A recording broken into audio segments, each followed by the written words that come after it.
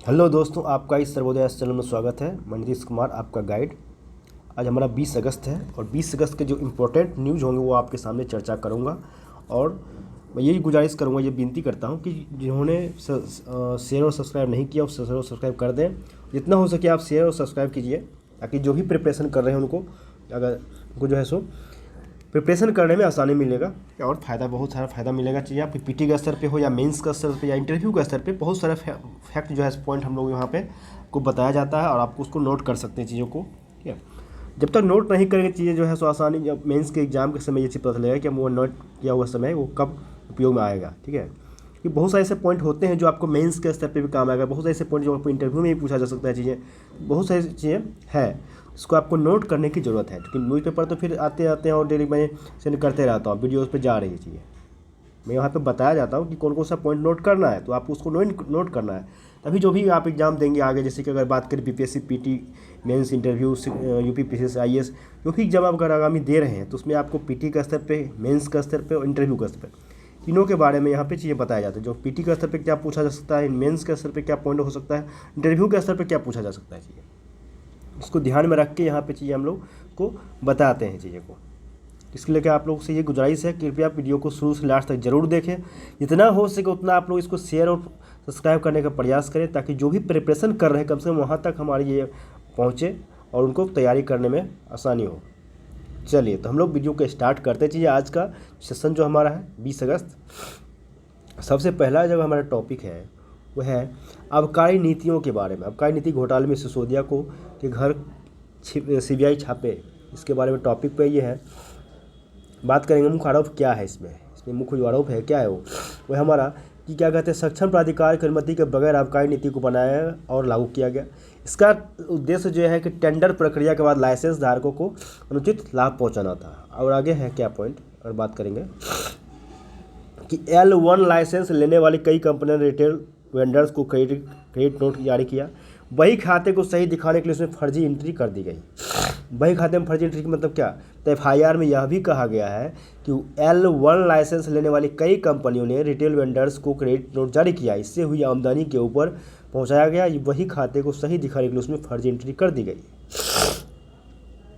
आगे है, सरकार नहीं देश बनाने में है कड़ी मेहनत। ये हमारे PM का ये उन्हें भाषण में उन्होंने दर्ज किया था, चीज़ों को बताया था। तो नरेंद्र मोदी ने विपक्षी दलों पर निशाना साधते हुए उन्होंने कहा है सरकार बनाना आसान है, लेकिन भाजपा ने राष्ट्र निर्माण का रास्ता चुना है, उसमें कड़ी मेहनत लगती है। एक सरकार के गठन के लिए ज़्यादा प्रयास नहीं करने पड़ते हैं, लेकिन देश के गठन के लिए कड़ी मेहनत जरूरी है। उन्होंने कहा हमने राष्ट्र निर्माण का रास्ता चुना है, इसलिए हम वर्तमान और भविष्य की चुनौतियों और समस्याओं के समाधान के लिए लगातार काम कर रहे हैं। उन्होंने ये भी बताया कि सरकार ने हर घर जल योजनाओं के तहत 3 सालों के अंदर 7 करोड़ ग्रामीण घरों को पानी की पाइपलाइन से जोड़ दिया है। ने यह भी कहा कि पानी और पर्यावरण के प्रति सरकार की प्रतिबद्धता व्यक्त करते हुए कहा कि जल जीवन मिशन के तहत ग्रामीण क्षेत्रों के 10 करोड़ घरों में नल से जल पहुंचाने में सफलता मिली है। अमृत काल की बेहतर शुरुआत का उल्लेख करते हुए उन्होंने कहा सिर्फ 3 साल में जल जीवन मिशन के तहत 7 करोड़ लोगों ग्रामीण घरों में नल से जल की जलापूर्ति की सुविधा दे दी गई है, जबकि आज़ादी के 7 दशकों में सिर्फ 3 करोड़ ग्रामीण लोगों के पास ही सुविधा थी। इस बात को आप पढ़ लेंगे। चाहिए आगे यहाँ पे है, मुकदमा लंबा न चले तो यह सुनिश्चित करना ट्रायल कोर्ट का दायित्व। सुप्रीम कोर्ट का कथन यहाँ पे कि गवाहों से जिस तरह देरी होने पर अप्रसन्नता व्यक्त करते हुए सुप्रीम कोर्ट ने कहा है कि मुकदमा ज़्यादा लंबा न चले, यह सुनिश्चित करना ट्रायल कोर्ट का दायित्व है, और क्योंकि समय अंतराल बढ़ने से गवाहों की गवाही में समस्याएँ पैदा होती है। उन्होंने ये भी कहा, पीठ ने यह भी कहा कि यह व्यक्ति पिछले 7 साल से जेल में है। अभियोजन के गवाहों में से सभी जिरह होनी है और मुकदमा शुरू होना है, यह पूरी तरह अस्वीकार्य है। शीर्ष अदालत ने यह भी कहा कि अभियोजन के गवाहों की उपलब्धता सुनिश्चित करना अभियोजन का दायित्व है और यह सुनिश्चित करना ट्रायल कोर्ट का दायित्व है कि कोई भी पक्ष मुकदमे को लंबा न खींच पाए। और ये शहबाज शरीफ ने भारत के साथ शांतिपूर्ण संबंधों की इच्छा जताई है। ये पाकिस्तान के प्रधानमंत्री हैं शहबाज शरीफ साहब, उन्होंने भारत के साथ शांतिपूर्ण संबंधों की इच्छा जताई है। उन्होंने ये भी कहा कि ये संबंध जो है हिस्सेदारी, न्याय व परस्पर सम्मान पर आधारित होना चाहिए, इसके लिए कश्मीर मसले का समाधान होना चाहिए। उन्होंने ये भी कहा कि पाकिस्तान कश्मीर मामले का समाधान संयुक्त राष्ट्र सुरक्षा परिषद के संकल्प और कश्मीरी लोगों की आकांक्षा के अनुसार चाहता है। अंतर्राष्ट्रीय समुदाय को इस मामले में रचनात्मक भूमिका निभानी चाहिए। वह भारत का पक्ष है कि आपसी संबंधों के लिए आतंक और हिंसा मुक्त वातावरण जरूरी है और भारत के साथ पर्यावरण पाकिस्तान के संबंध तब और बिगड़ गए जब भारत ने अगस्त 2019 में जम्मू कश्मीर से अनुच्छेद 370 के प्रावधानों को हटाया। इसके विरोध में पाकिस्तान ने भारत से व्यापार बंद करने और कूटनीतिक संबंधों का स्तर कम करने की घोषणा कर दी थी। भारत जो है जम्मू कश्मीर को अपना अविभाज्य हिस्सा मानता है, जबकि पाकिस्तान उसे विवादित क्षेत्र मानते हुए उस पर वार्ता करना चाहता है। तो इसको देख लेंगे चीज़ें।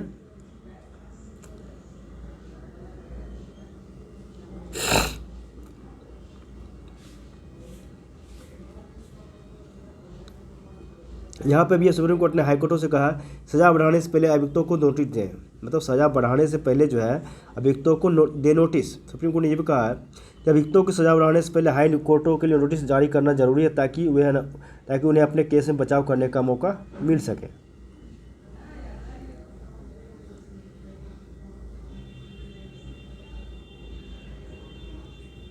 आगे यहाँ पे 142 वर्ष में छठा वर्ष सबसे गर्म रहा इस बार का जुलाई माह। तो पिछले 6 साल से जुलाई की गर्मी वैश्विक स्तर पर बीती सदी से अधिक तेवर दिखा रही है। 16 के बाद हर साल जुलाई महीने का तापमान 20वीं सदी में इस माह का औसत तापमान से ज़्यादा रहा है। इस साल जुलाई 142 साल में छठा सबसे गर्म माह दर्ज हुआ है। तो इस बात को देख लेना चाहिए। आगे जो हमारा है कि WHO की राय है कि कमजोर वर्ग को दूसरी बूस्टर डोज दे सभी देश, मतलब विश्व स्वास्थ्य संगठन के विशेषज्ञों की एक टीम ने सभी देशों से बुजुर्गों, गर्भवती महिलाओं, स्वास्थ्य कर्मियों, कमजोर प्रतिरक्षा वाले लोगों को कोरोना विरोधी वैक्सीन की दूसरी बूस्टर डोज देने पर विचार करने को कहा था। ये कहा है क्योंकि इन्हें गंभीर बीमारी होने का ज़्यादा खतरा है। कोरोना के बारे में अगर बात किया जाए, कहा जा रहा है कोविड महामारी का कारण बने कोरोना वायरस ने दुनिया भर के विज्ञानियों की नींद उड़ा रखी है। बचाव के लिए तैयार टीकों का प्रभाव भी उसके अलग अलग वेरिएंट पर कम हो जा रहा है। इसके लिए क्या है, तो विशेष तकनीक का किया गया उपयोग, मतलब कोरोना वायरस का आकार सुई की नोक से 1 लाखवें हिस्से के बराबर है। इसी कारण से सामान्यतः शोध में प्रयोग होने वाले सूक्ष्मदर्शी से इसका अध्ययन संभव नहीं है। विज्ञानियों ने इस पर अध्ययन के लिए बायो इलेक्ट्रॉन माइक्रोस्कोपी का प्रयोग किया। इसके माध्यम से उन्होंने वायरस की कमजोरी कड़ी को खोजा है, जिससे उन्हें ऐसे एंटीबॉडी ट्रीटमेंट की राह निकल सकती है जो सभी वेरिएंट पर प्रभावी हो। मास्टर की से होगा वायरस का सफाया, मतलब सुब्रमण्यम जो है उन्होंने कहा है कि इस कमजोर कड़ी को निशाना बनाकर तैयार एंटीबॉडी किसी मास्टर की तरह काम करेगी जो हर ताले में फिट हो सकती है। इसकी मदद से फार्मा कंपनियां ऐसी दवा बना सकती है जिनसे कोरोना के मौजूदा और आगे संभावित सभी वेरिएंट का इलाज होगा। मंकी पॉक्स के रोगियों के संपर्क में आए लोगों के बीच सीरो सर्वे की योजना, मतलब भारतीय चिकित्सा अनुसंधान परिषद ICMR मंकी पॉक्स के मरीजों के संपर्क में आए लोगों से के बीच सीरो सर्वे करा सकती है। और क्या होगा, सूत्रों ने कहा कि हम एंटीबॉडी का पता लगाने के लिए मंकी पॉक्स के रोगियों के बेहद करीबी संपर्क वाले लोगों के बीच सीरो सर्वेक्षण कराने पर विचार कर रहे हैं। इससे यह पता चल जाएगा कि रोगियों के संपर्क में आने के कितने लोग संक्रमित हुए थे, और यह भी योजना यह प्रारंभिक अवस्था में है। खुद के साथ भारत की मुश्किलें बढ़ रहा था श्रीलंका, मतलब भारत की चिंता अकारण ही नहीं है। युआन वांग श्रृंखला के जहाज निगरानी और जासूसी के लिए ही बने होते हैं। चीनी भाषा में अगर बात करें तो युआन वांग का अर्थ है दूर तक देखने वाला होता है। इसकी कमान भी चीनी नौसेना के हाथ में होती है। स्वाभाविक है कि जिस जहाज की कमान ही एक आक्रामक सेना के हाथ में हो तो उसका मकसद शांति और मैत्री कैसे हो सकता है। जैसा कि नाम से ही जाहिर होता है कि जासूसी जहाज खतरनाक क्षमताओं से क्या होते हैं, लैस होते हैं। इसमें अत्यधिक रडार, सेंसर आदि उपकरण लगा हुआ है जो मिसाइलों और उपग्रहों को ट्रैक कर सकते हैं। इसका missile range intervention antenna 750 kilometre दूर तक मिसाइल या रॉकेट को ट्रैक कर सकता है। यह 16 अगस्त से जिस हम्बनटोटा में खड़ा है वहाँ से कन्याकुमारी की दूरी करीब 4.5 किलोमीटर है। हमारी एकीकृत मिसाइल परीक्षण रेंज भी ओडिशा के चांदीपुर में है और अपनी क्षमताओं से वहाँ तक नजर रखने में सक्षम, इसलिए भारत की आपत्तियाँ उचित है। क्योंकि हम्बनटोटा जो है हम्बनटोटा क्या है, तो हम्बनटोटा की भौगोलिक स्थिति भी बहुत रणनीतिक है। यह हिंद महासागर में एक महत्वपूर्ण जगह स्थित है। ऐसे में चीन जासूसी जहाज यहाँ नए संघर्ष और टकराव के बीच बोल सकता है। पिछले कुछ समय से भारत और श्रीलंका के संबंधों में नाटकीय रूप से सुधार हुआ है। नाटकीय रूप से इसलिए कि वैसे तो भारत श्रीलंका स्वाभाविक साझेदार और पारंपरिक मित्र रह रहे हैं, लेकिन एक समय चीन से मिल रहे भारी कर्ज और अन्य फायदों के चलते कोलंबो नई दिल्ली के बीच गर्मजोशी घट गई थी। फिर श्रीलंका में अप्रत्याशित आर्थिक संकट आ गया, जिसके पीछे चीन का भारी एवं व्यवहारिक कर्ज भी काफ़ी हद तक जिम्मेदार था। इसी संकट की स्थिति में चीन ने श्रीलंका की मदद तो दूर उल्टे कर्ज की शर्तों में रियायत देने से मना कर दी। इसी दौरान भारत ने न केवल वित्तीय बल्कि खाद्यान्न से लेकर ईंधन और दवाओं आदि आवश्यक वस्तुओं की उदारता से श्रीलंका को आपूर्ति की। इससे श्रीलंका में भारत के प्रति सद्भावना बढ़ाई, जबकि श्रीलंका में एक बड़ा वर्ग उस संकट के लिए चीन को दोषी मानता है। अगर बात करें चीन की लौट, भारत और श्रीलंका दोनों ही देश लोकतंत्र है। संकट के समय भारत ने श्रीलंका की हर संभव मदद की है, जिसका भारतीय जनता द्वारा कोई विरोध नहीं किया गया। यदि श्रीलंका भविष्य में भी भारत की आपत्तियों को इस प्रकार अनदेखा करेगा तो भारत सरकार के लिए उसकी मदद को लेकर जनमत को साधना मुश्किल हो जाएगा। श्रीलंका चीन की ओर झुकाव के बावजूद अगर भारत सरकार उसे मदद पहुँचाना जारी रखेगी, यह घरेलू स्तर पर उसका राजनीतिक मुश्किलें बढ़ा सकता है, क्योंकि तब लोग ऐसी मदद पर सवाल उठाएंगे। श्रीलंका को समझना होगा कि यदि वह संतुलन को नहीं साध पाया तो उसका सबसे बड़ा खामियाजा वही भुगतेगा। इसको पढ़ लीजिएगा, ये पर्यावरण से रिलेटेड, इन्वायरमेंट से रिलेटेड टॉपिक है, इसको पढ़ लीजिएगा, इसको मैंने टिक कर लिया है। आगे चुनावी घोषणा पत्र के लागू होने पर सवाल, मतलब तय हो राजनीतिक दलों की जिम्मेदारी। मतलब भारतीय चुनाव आयोग द्वारा वर्ष 2015 में चुनाव घोषणा पत्र संबंधी विशेष दिशा निर्देश जारी किया गया था। इस दिशा निर्देश में चुनाव घोषणा पत्र से संबंधित विषयों के संदर्भ में राजनीतिक दलों का निर्देश दिए गए हैं ताकि उनके द्वारा कोई अनुचित लाभ लिया जाए। जहां तक कई राजनीतिक दलों ने अपने घोषणा पत्र में वादे किए हैं और चुनाव के बाद उन्हें पूरा करने में विफल रहे हैं। वर्ष 2013 में एस सुब्रमण्यम बालाजी बनाम तमिलनाडु सरकार और अन्य 2013 के केस में सर्वोच्च न्यायालय के द्वारा चुनाव आयोग को चुनावी घोषणा पत्र से संबंधित दिशा निर्देश तैयार करने का आदेश दिया गया था। इसी में अगर करीब बात करें तो केरल उच्च न्यायालय द्वारा भी सिभा एस बनाम यूनियन ऑफ इंडिया 2021 मामले में कहा गया था कि चुनाव से पूर्व किए गए वादों को सत्ता हासिल करने का पूरा करना किसी भी राजनीतिक दल का एक नैतिक कर्तव्य है। इसी तरह सरकार आम जनता के कल्याण और आवश्यकताओं को पूरा करने के लिए मतदाताओं उसके लोकतांत्रिक और समाजवादी आदर्श को समझाने के लिए एक राजनीतिक और लोकतांत्रिक रणनीति तैयार कर सकती है। निश्चित रूप से चुनावी घोषणा पत्र मतदाताओं के लिए निर्णय लेते समय राजनीतिक दलों के शासन के एजेंडे को, उनके विचारों को मापने का एक सशक्त माध्यम है। ये भी कहा जा सकता है कि मतदान लेन देन का जैसा है। एक बार जब चुनावी वादों पर वोट दिए जाते हैं तो यकीनन इसे एक कानूनी अनुबंध माना जाता होना चाहिए। जब कोई पार्टी चुनाव जीत कर सत्ता में आती है तो सवाल उठता है कि क्या वह घोषणा पत्र को एक अनुबंध पर ले चुका है।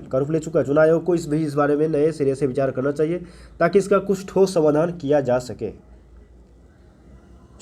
ये भी आपका टॉपिक है, इम्पोर्टेंट है। ये क्या है? चुनावी घोषणा पत्र के लागू होने का सवाल। ये है कि चुनाव जो क्या है, चुनाव जो एक हमारा क्या है, वो तो उत्सव है। चुनाव जो है सो लोकतंत्र का उत्सव है। खासकर अपने देश में चुनाव के दौरान लोगों का उत्साह और उनकी भागीदारी देखते ही बनती है। कोरोना महामारी की चुनौतियों के बावजूद चुनाव आयोग ने जिस तरह से विभिन्न राज्यों में चुनाव करवाए वह निश्चित रूप से प्रशंसा के योग्य है। हाल ही में बिहार फिर से नीतीश कुमार की नीतीश महागठबंधन सरकार बनी है। यह तो है ही। ऐसे में ये सवाल है, अगर ये है का कि नीतीश कुमार और तेजस्वी यादव मिलकर क्या उन वादों को पूरा कर पाएंगे जो चुनाव से पहले किया गया था। इसके लिए हमें चुनाव की घोषणा पत्र से जुड़े विषय पर ध्यान देना होगा। लुभावने वादे हैं। चुनाव के समय सभी पार्टियों को चुनावी घोषणा पत्र वादे शामिल होते हैं। इससे रिलेटेड है। देखिए यहाँ पे है कहा गया है क्या, यहाँ पे ये कहा गया है कि दरअसल चुनावी घोषणा पत्र अनिवार्य रूप से उन नीतियों की एक सूची है जो राजनीतिक दल के द्वारा चुनाव के समय जनता के समक्ष अपने इरादों, उद्देश्यों या विचारों के चुनावी पत्रों के रूप में प्रकाशित करती है और मतदाता के बाद यदि वह पार्टी सत्ता में आती तो उन नीतियों पर काम करेगी ऐसा इसमें कहा गया है। घोषणा पत्र और जनहित याचिका, अगर बात करें यहाँ पे क्या है तो घोषणा पत्र और जनहित याचिका, इस संबंध में दायर एक जनहित याचिका में घोषणा पत्र में किए गए वादों को पूरा करने में विफल रहने वाले राजनीतिक दलों की मान्यता रद्द करने का चुनाव आयोग को निर्देश देने की मांग की गई है। सुप्रीम कोर्ट में इस जनहित याचिका को दायर कर केंद्र और राज्य चुनाव आयोग को केंद्र और चुनाव आयोग को चुनाव घोषणा पत्र को विनियमित करने और उसमें किए गए वादों के लिए राजनीतिक दलों का जवाबदेह बनाने के लिए निर्देश देने की भी मांग की गई। साथ ही ये भी कहा गया है कि प्रत्यक्ष रूप से यह घोषित किया जाए कि चुनाव घोषणा पत्र एक विजन डॉक्यूमेंट है, राजनीतिक दलों के इरादे, उद्देश्यों और विचारों की एक प्रकाशित घोषणा है जिससे इसका उस राजनीतिक दल के लिए सत्ता प्राप्ति की राह में व्यापक योगदान देखा जा रहा है। इसलिए यह वैधानिक और कानूनी रूप से लागू करने वाला एक योग्य दस्तावेज भी कहा जा सकता है। संविधान में प्रावधान। भारतीय संविधान में देखिए यहाँ पे आ गया किसका प्रस्तावना चर्चा आ गया। भारतीय संविधान में प्रस्तावना में लिखित पहले 3 शब्द हैं वी द पीपल, मतलब यानी हम भारत के लोग। इस बात की घोषणा करता है कि संविधान अपनी शक्ति स्वयं लोगों से प्राप्त करता है। लोकप्रिय संप्रभुता की भी यह धारणा है कि जनशक्ति की वह नींव है जिस पर पूरा संविधान निर्भर करता है। साथ he will of the people यानी लोगों की इच्छा की बात करें तो क्या है, भारत के संविधान भारत के संविधान जो क्या है, भारत के संविधान में सर्वोपरि है और संविधान लोगों के अधिकार के साथ साथ उनकी इच्छा का प्रतिनिधित्व भी करती है। इससे में सवाल उठता है कि क्या जनता के बीच चुनाव में किए गए वादे, चुनाव में किए गए घोषणा पत्र चुनाव के बाद लागू होना चाहिए, क्योंकि इसमें जनता के साथ एक करार भी किया जाता है। अब आ गए हम प्रस्तावना पे। देखिए क्या है कि भारत के संविधान की मूल प्रस्तावना में स्पष्ट रूप से उल्लेख लिखा हुआ है, भारत में शासन की लोकतांत्रिक प्रणाली है, तो जनता का अधिकार है कि वह चुनाव में अपने वादे को सरकार बनाने के बाद लागू करवाए। इंदिरा गांधी बनाम राजनारायण 1975 मामले में सर्वोच्च न्यायालय ने माना था कि स्वतंत्र और निरपेक्ष चुनाव लोकतंत्र का एक अनिवार्य सिद्धांत है, जो संविधान की मूल संरचना का हिस्सा है, जैसा कि 1973 में सुप्रीम कोर्ट के द्वारा केशवानंद भारती मामले में घोषित किया गया था। ऐसे और भी केस है, वैसे मिथिलेश प्रमाण बनाना, इसको भी पढ़ लीजिएगा। ने ये भी कहा था निर्णय में, एक राजनीतिक दल, निर्णय क्या दिया था कि एक राजनीतिक दल द्वारा जारी घोषणा पत्र को वोट पाने के लिए धार्मिक सत्यता के रूप में नहीं लिया जाना चाहिए। इनमें शामिल वादे ऐसे प्रस्ताव होते हैं जो व्यवहारिक होते हैं, फिर उन्हें प्राप्त करना लगभग असंभव है। लेकिन साथ ही हाईकोर्ट ने लोक प्रतिनिधित्व अधिनियम 1951 में कोई ऐसा प्रावधान नहीं होने का उल्लेख किया जिससे चुनावी घोषणा पत्र को लागू किया जा सके। अब देखिए यहाँ पर हम पुराना चीज़ें भी आगे कोट करने का आंसर में, यहाँ यदि हम भारत के कॉन्ट्रैक्ट एक्ट 1872 की बात करें तो उसमें भी अनुबंध के नियम की धारा 10 के अनुसार यह उल्लेख है कि अनुबंध करने वाले किसी भी व्यक्ति के लिए वादे का स्वीकार करने से रोक दिया जाता है और उसे उसके लिए प्रति जवाबदेह बनाया जा सकता है। अब सवाल उठता है कि चुनावी घोषणा पत्र को सही मानते हुए यदि जनता मतदान करती है तो क्या उसे अनुबंध मान लिया जाना चाहिए?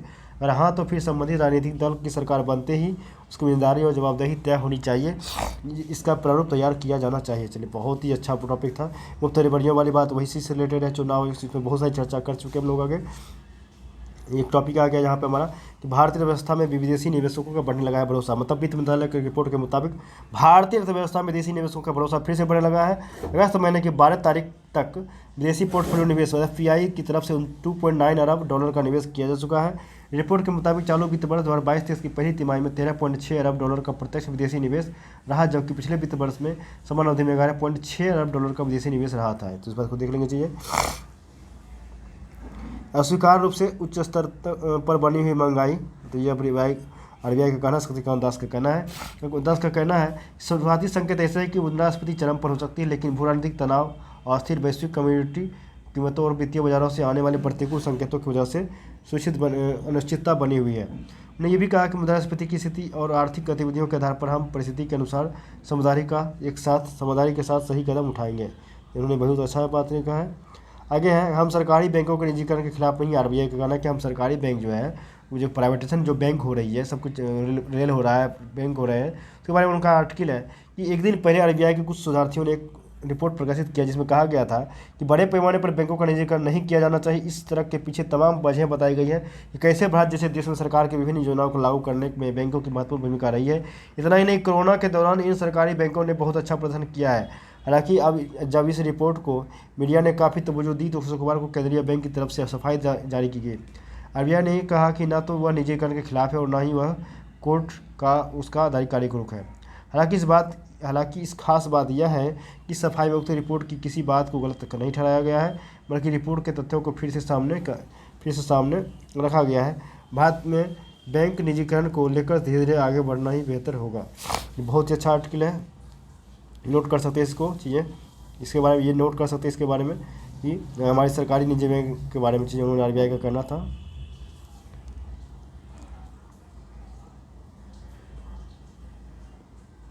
यहाँ पर देख लेंगे, चंडीगढ़ पुलिस का साइबर सोल्जर्स की मुहिम को गृह मंत्रालय ने सराहा है।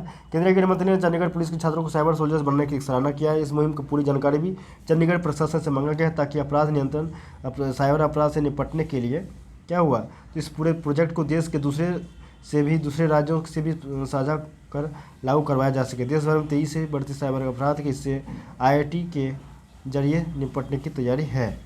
इसमें क्या क्या काम करेगा सोल्जर्स, देखिए यहाँ पर दिया हुआ है कि बीट पुलिस की मदद से लोगों को साइबर अपराध से बचाने के लिए जागरूक करेंगे, युवाओं में अच्छी सोच, साइबर टूल्स का उपयोग, देश की सुरक्षा और विकास में सहयोग, साइबर साक्षरता, साइबर स्वच्छता और साइबर सुरक्षा के प्रति स्कूल कॉलेज एरिया में जाकर जागरूक करेंगे। इंटरनेट मीडिया के उपयोग, साइबर पेट्रोलिंग और साइबर क्राइम से बचाव की भूमिका निभाएंगे।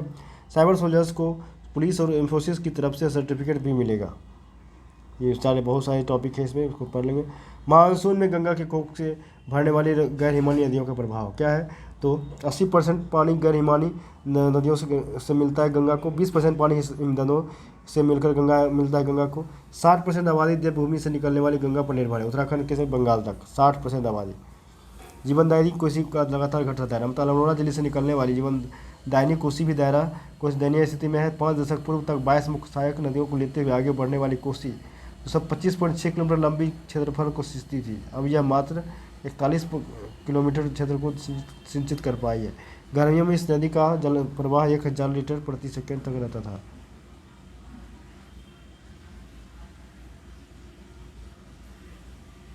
आगे है कि जलस्तर घटने के कारण वह बचाव के उपाय, मतलब मानसून का पर्याप्त न बरसना, 80 से 90% वर्षा जल भूमिगत जल भंडारों तक नहीं पहुंचना। इसका कारण क्या है कि वर्षा जल से रिचार्ज होने वाले भूमिगत जल भंडारों का खाली होना, जिससे गरिमानी नदियों का पानी घट रहा है। वनाग्नि से जंगल की जलधारण क्षमता घट रही है। आग की घटनाओं पर रोकथाम और पौधारोपण को बढ़ावा देना होगा। वनों के अवैज्ञानिक दोहन व अनियोजित विकास से जल स्रोतों का मूल स्वरूप बिगड़ना। नदियों के रिचार्ज जोन पर प्राचीन चाल खाल मतलब पोखर व खंतियों का नष्ट होना, इस नए सिरे से बनाना। आगे ये सहायक नदियां हैं संकटग्रस्त, जैसे गढ़वाल मंडल, पूर्वी व पश्चिमी नैयर, पश्चिमी रामगंगा राममंडल, सोना प्लेन, स्पना, सोंग, बिदल, आसन, खो, फीका आदि।